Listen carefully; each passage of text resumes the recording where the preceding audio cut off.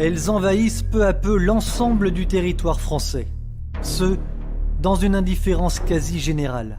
Indifférence, car que pèse une population modeste voire pauvre dans certaines zones du territoire face aux fortunes colossales des lobbies qui règnent en maître.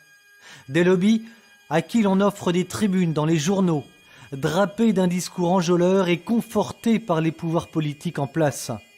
C'est en fait dans une opacité absolue que les éoliennes débarquent un peu partout dans l'Hexagone, les campagnes, les villages. Il en existe 5000 aujourd'hui en France. Les hystériques de l'énergie soi-disant verte veulent en implanter 25 000 dans notre pays. Histoire d'un immense scandale légalisé par l'État.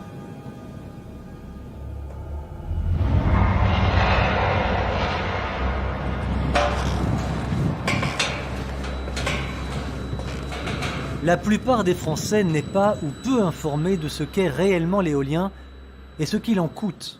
Pourquoi ? Tout simplement parce que ceux qui en détiennent les ficelles, les politiques, les financiers, beaucoup d'exploitants privés manipulent l'opinion publique à des fins strictement personnelles. Et on se cache derrière des formules fabriquées d'avance. Le vent est gratuit, l'éolien ne pollue pas, il génère beaucoup d'emplois. Bref, un discours infantile pour mieux masquer la réalité. Qu'en est-il réellement ? C'est des machines qui sont censées faire de l'électricité et en réalité, elles en font très peu. Et en plus, ce qui est beaucoup plus grave, c'est que comme elles marchent avec le vent, quand il n'y a pas de vent, il n'y a pas d'électricité. Donc ça veut dire que derrière une éolienne, quelque part, puisqu'on ne stocke pas le courant, vous avez des moyens de production qui se substituent aux éoliennes et qui ne sont pas du tout écologiques. Ce sont des centrales à charbon ou des centrales à gaz. Précisément, c'est ce qui s'est passé en Allemagne. Le pays souvent montré en exemple parce qu'il a choisi d'arrêter son programme nucléaire. Ironie du sort, l'installation d'éoliennes un peu partout sur son territoire a contraint l'Allemagne à augmenter la production de ses usines à charbon et à gaz pour combler le déficit de production des éoliennes.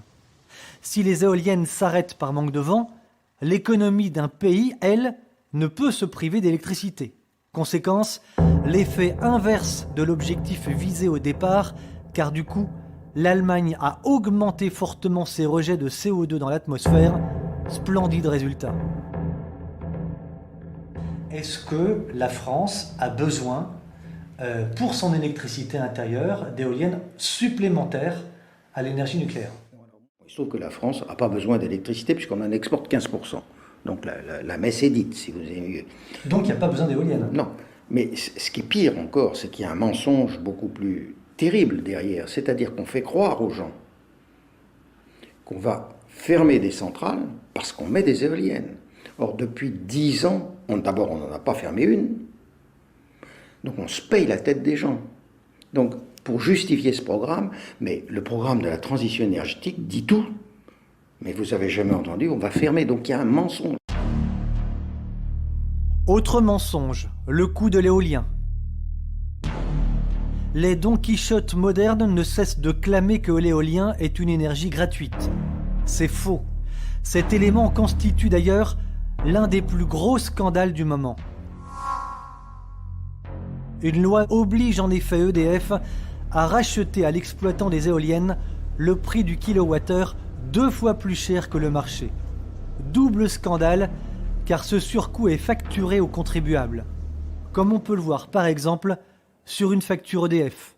La taxe CSPE, c'est la taxe éolienne. Bien peu de Français le savent.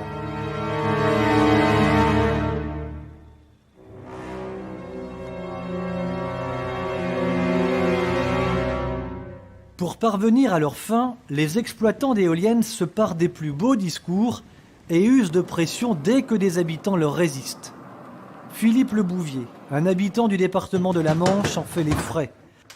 Alors qu'un exploitant privé projetait d'encercler 2 villages d'éoliennes, Montbray et Margueray, Philippe Le Bouvier a porté plainte. Est-ce que l'exploitant vous a proposé une somme d'argent pour que vous arrêtiez la procédure ? Oui, une très grosse somme. Après m'avoir proposé des trucs plus bénins, notamment le rachat de ma maison, me trouver une autre maison à quelques kilomètres, travailler pour eux comme gardien d'éolienne, ça m'a fait... Gardien d'éolienne, oui. C'est le poste que l'exploitant vous a proposé. Oui. Et ensuite, donc, comme ça ne fonctionnait pas, plus tard, ils m'ont proposé une très grosse somme d'argent, par intermédiaire d'avocats interposés. Vous avez accepté? Non. Parce que cet habitant a refusé de vendre son honneur contre une grosse somme d'argent, plusieurs dizaines de milliers d'euros, l'exploitant développeur des éoliennes, un Allemand, va se venger en portant plainte à son tour. Dans ses demandes, l'industriel éolien va lui réclamer 2 300 000 euros de dommages pour perte d'exploitation. Peu importe qu'il y ait procédure ou pas, le projet s'est fait malgré tout.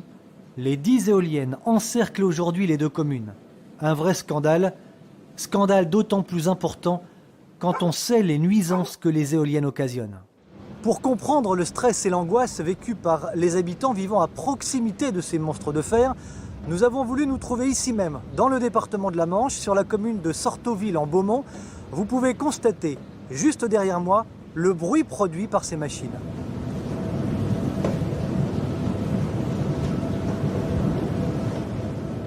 Nous sommes encore la première destination touristique du monde.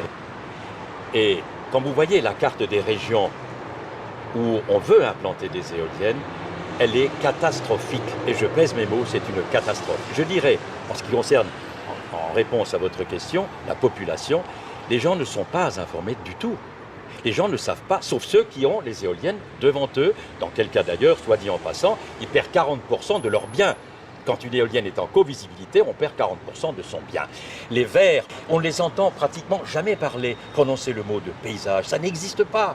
Quand il est question d'installer les éoliennes dans un village en co-visibilité, parce qu'en co-visibilité, on les voit de loin, vous avez une levée de bouclier, les maires veulent imposer. Les promoteurs sont dans la salle. Et quand un garçon est contre, on ne lui donne pas la parole. Il a la parole au bistrot quand les gens sortent. Vous l'avez constaté, ça? Mais bien entendu, je l'ai constaté en Alsace. La France défigurée titrait récemment Valeurs Actuelles. Quand on voit ces paysages, on ne peut qu'être consterné par ce que les élus locaux, notamment, ont accepté de faire ou de laisser faire. Une éolienne a été implantée à proximité de la cathédrale de Coutances, dans la Manche. Nous y sommes allés. Qu'avons-nous constaté? Que cette éolienne, de plus de 100 mètres de haut, est visible de presque chaque côté de cette splendide cathédrale. On la voit à des kilomètres à la ronde et nul besoin de téléobjectifs. Pollution visuelle, domestique, contamination des sols. Voici une éolienne en travaux. Pour les seuls travaux de soubassement, 40 tonnes de ferraille et entre 800 et 1500 tonnes de béton nécessaires, du béton qu'on ne pourra jamais retirer. J'ai assisté à une réunion publique d'une association anti-éolienne dans laquelle participait un député qui a publiquement avancé les chiffres du tarif pour acheter les voix des conseillers municipaux pour qu'ils votent favorablement pour un projet éolien. C'était de l'ordre de 100-150 000 euros par voix. Pour que le projet se fasse. Pour que le projet se fasse. Vous voulez dire que la corruption est vraiment installée et presque généralisée? Elle est installée et généralisée. Elle peut prendre une autre forme qui est celle de la prise illégale d'intérêt, qui est bien connue, où c'est normal, dans des communes rurales, beaucoup de conseillers municipaux sont propriétaires des terrains sur lesquels on va construire des éoliennes. Et ça, il y a de nombreux cas qui sont maintenant avérés, puisqu'il y a des procès en cours. C'est l'autre aspect de cet immense scandale. Pression, intimidation, prise illégale d'intérêt, corruption, tentative de corruption sont connues de tous. Faire rapidement fortune dans l'éolien est presque facile. Alors des revenus juteux, on peut le dire, puisque en fait on estime aujourd'hui qu'à peu près une centaine de fortunes se sont constituées en seulement quelques années sur les énergies renouvelables. Et surtout dans le haut du gratin de ces fortunes, les 3 ou 4 premières d'entre elles font plusieurs centaines de millions d'euros, c'est-à-dire autant que le budget du ministère de la Culture. Ludovic Grandjean, combien les éoliennes coûtent-elles aux contribuables ? Alors, cette année, la CSPE va coûter à l'ensemble des consommateurs français un peu plus de 5 milliards. Grosso modo, on est à 600 ou 700 euros, l'ordre de 600 à 700 euros en note d'électricité. La CSPE, pour le moment, c'est 12 à 15%. Elle va grimper à 30 si rien n'est fait. Et donc, c'est 120 à 150 euros qui vont être ponctionnés sur les ménages. L'éolien terrestre se développe, l'éolien offshore et l'hydrolien ont également le vent en poupe. Des dizaines de projets ont déjà fleuri un peu partout sur le littoral français. Saint-Nazaire, Paimpol, Saint-Brieuc. On parle de 1200 éoliennes au large des côtes. Et on vient d'apprendre qu'un projet secret de parc offshore au large de l'île d'Oléron était à l'étude. La Hague, plus au nord, La Hague qui a déjà son usine nucléaire n'est pas épargnée. On parle ici de 6 fermes tests entre les côtes françaises et les îles anglaises. On sait qu'il y a 6 opérateurs qui ont répondu pour pouvoir bénéficier de mise en place de fermes pilotes pour mettre leurs démonstrateurs, puisque la vraie hydrolienne n'est toujours pas techniquement finalisée. Donc chacun va mettre son petit moulin à eau dans la zone réservée pour 6 fermes. Et à terme, si vraiment ça marche, donc on va faire l'hydrolienne, et là on va faire des champs complets. Des champs complets d'hydrolienne. Bon, des CNS parlaient de 1000 hydroliennes. Quelque part, ces gens-là, ou ils n'ont jamais mis le pied sur un bateau dans la zone considérée, parce qu'il y a quand même un gros inconvénient, c'est que nous avons des voisins proches, et entre Aurigny et la pointe de la Hague, il y a 10 km. Donc, mettons 1000 éoliennes côté français, hydroliennes, pardon. Et puis alors, Aurigny, avec la Grande-Bretagne et Guernesey, a aussi sa propre volonté de mettre des hydroliennes partout dans leurs eaux. L'absurdité absolue face à une hystérie intellectuelle et financière.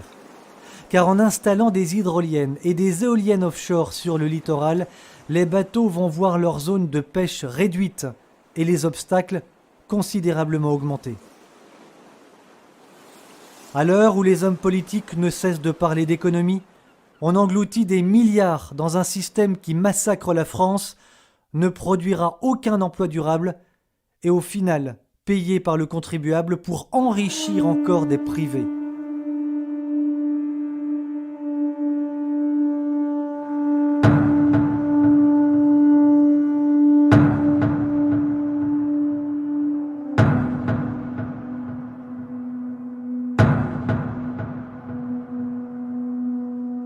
Nous n'avons pas pu tout aborder dans ce reportage, tant la masse de scandales à soulever est considérable. On sait par exemple que de nombreux projets visent par exemple maintenant les parcs naturels régionaux. Dans le Languedoc-Roussillon, on veut mettre 600 éoliennes.